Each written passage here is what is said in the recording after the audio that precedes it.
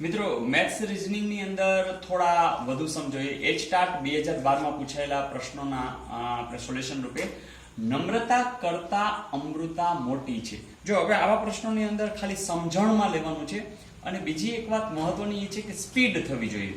હવે આમાં જે કઈ વસ્તુ સમજાય એને સાવ ટૂંકાણમાં અને ઝડપથી કરશો તો આ સહેલું લાગશે.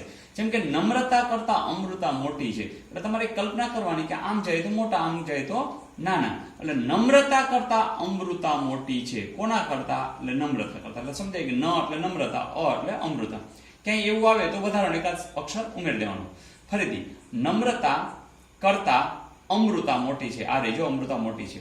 અને અમૃતા અંજલિ કરતા નાની છે. એટલે આ છે એ કોકથી નાની. કોક એટલે કોણ? અંજલિ, એનાથી નાની છે. બસ આટલી જ વાત છે. અને હવે કોણ મોટું હશે તરત કહી શકશો કે કોણ હશે?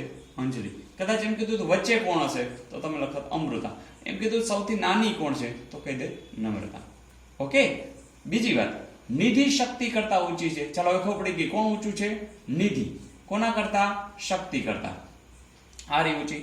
પણ બકુલા જેટલી ઊંચી નથી. એનો અર્થ કે બકુલા અહીંયા આવી ગઈ. કારણ કે નિધિ છે એ શક્તિ કરતા ઊંચી છે પણ બકુલા જેટલી તો નથી. એનો અર્થ કે બકુલા ઊંચી છે. પારુલ હર્ષા કરતા ઊંચી છે. એટલે આપણે સાઈડમાં વિચારી લઈ. પારુલ છે એ હર્ષા કરતા ઊંચી છે પણ શક્તિ જેટલી. આ રહી શક્તિ. એટલે આખી વસ્તુને આપણે અહીં લઈ આવી. એટલે જુઓ જી, પારુલ છે એ હર્ષા કરતા ઊંચી થઈ ગઈ પણ શક્તિ જેટલી ઊંચી નથી. તો આ બધામાં સૌથી ઊંચું કોણ? ઓકે. એમ કીધું તો સૌથી ઠીંગણું કોણ? તો હર્ષા. વચ્ચે કોણ છે? જે કંઈ પૂછે પછી આવડી જશે. તો આનો જવાબ આવશે બકુલા. Is it okay?